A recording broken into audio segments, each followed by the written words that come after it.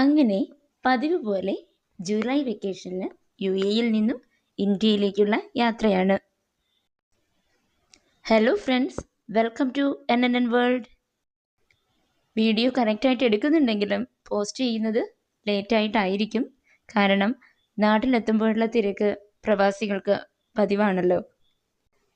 അപ്പോൾ ഞങ്ങളിപ്പോൾ Abu Dhabi എയർപോർട്ടിലാണ്. മുംബൈയിലേക്കാണ് ticket എടുത്തിരിക്കുന്നത്. കാരണം മുംബൈയിൽ 2-3 ദിവസമൊക്കെ ഒന്ന് കറങ്ങിയതിന് ശേഷമാണ് ഞങ്ങൾ കേരളത്തിലേക്ക് എത്തുന്നത്. ഇന്ന് ജൂലൈ 6 ആണ്. ഇന്ന് നൈറ്റ് 1 o'clock മുംബൈയിലേക്കുള്ള ഫ്ലൈറ്റ്.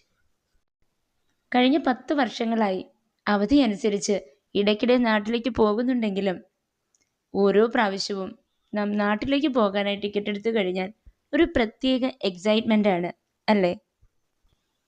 അത് ഈ പ്രവാസികൾക്ക് തീർച്ചയായും ഉണ്ടാകും. ജനിച്ചു വളർന്ന നാടും വീടും ബന്ധുക്കളെയും വീട്ടുകാരെയും ഒക്കെ കാണാനുള്ള ഒരു ആവേശമായിരിക്കും അല്ലേ?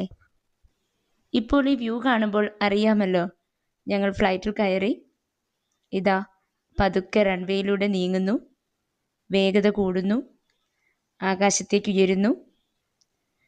വിൻഡോയിലൂടെ അബുദാബി നഗരം പതുക്കെ ചെറുതാകുന്നത് കാണാൻ അതിമനോഹരം അല്ലേ? ഇനി മാക്സിമം ഒരു 4 hours. ഇപ്പോൾ നാട്ടിൽ ഇന്ത്യയിൽ സമയം 2:30 ആയിട്ടുണ്ടാകും. ഇനി നല്ലൊരു ഉറക്കം കഴിഞ്ഞെഴുന്നേൽക്കുമ്പോൾ മുംബൈയിലായിരിക്കും.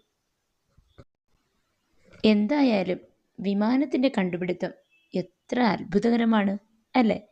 കടൽ കടന്ന് കുറഞ്ഞ മണിക്കൂറുകൾ കൊണ്ട് ഒരു രാജ്യത്ത് നിന്ന് മറ്റൊരു രാജ്യത്തിലേക്ക് എത്തുക, അതും ഈ മേഘങ്ങളുടെ ഇടയിലൂടെയൊക്കെയുള്ള യാത്ര എത്ര മനോഹരം അല്ലേ?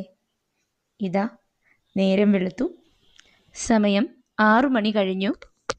മുംബൈ നഗരത്തിൻ്റെ വ്യൂസ് വളരെ മനോഹരമായി നമുക്ക് ഈ ഫ്ലൈറ്റിലിരുന്ന് കാണാൻ കഴിയുന്നു. മുംബൈ ഇന്ത്യയുടെ മെട്രോപൊളിറ്റൻ സിറ്റി. എന്തു മനോഹരമാണ് ഈ കാഴ്ചകൾ അല്ലേ?